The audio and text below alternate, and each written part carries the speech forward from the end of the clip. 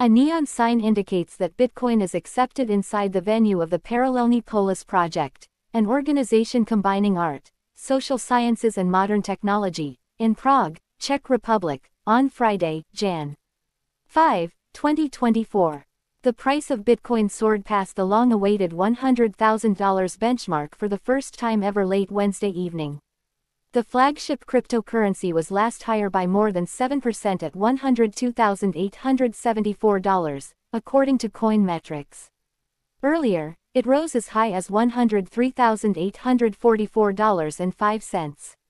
The move came hours after President-elect Donald Trump announced plans to nominate Paul Atkins as chair of the Securities and Exchange Commission, a move viewed by the crypto community as being in keeping with his promise not just to replace Gary Gensler, who has become something of a villain in crypto for the agency's regulation by enforcement approach to the industry under his leadership, but to set up a more supportive regulatory environment for the crypto industry more broadly. In the same day, Federal Reserve Chair Jerome Powell said Bitcoin is just like gold, only it's virtual, it's digital, speaking at the Dealbook conference. He further clarified that people are not using it as a form of payment, or as a store of value, and that it's not a competitor for the dollar, it's really a competitor for gold.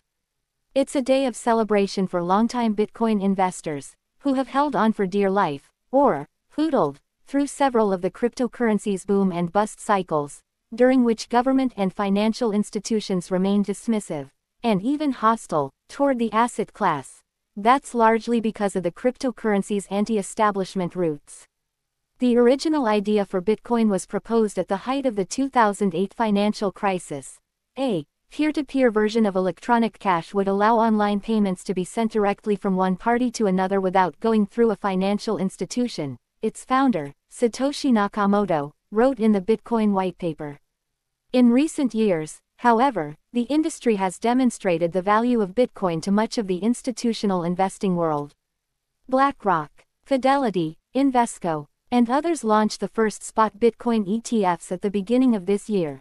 Bitcoin's IPO moment, and the growing demand for them by institutions has helped drive the price higher.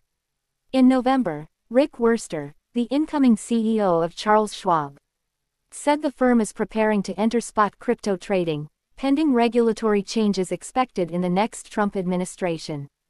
We're witnessing a paradigm shift. After 4 years of political purgatory, Bitcoin and the entire digital asset ecosystem are on the brink of entering the financial mainstream, Mike Novogratz, CEO of Galaxy Digital, told CNBC. Bitcoin had been widely expected to reach the landmark $100,000 level since the U.S. presidential election. However, excited investors sent Bitcoin closer to this mark much sooner than initially anticipated. It rose as high as $99,849.99 on November 22. There is much hope that President-elect Trump will deliver on several pro-crypto initiatives in the year ahead, including the establishment of a national strategic Bitcoin reserve or stockpile, no taxes on crypto transactions, and opening up the crypto public equity markets with more IPOs. Over the long term, I'm bullish, Novogratz added.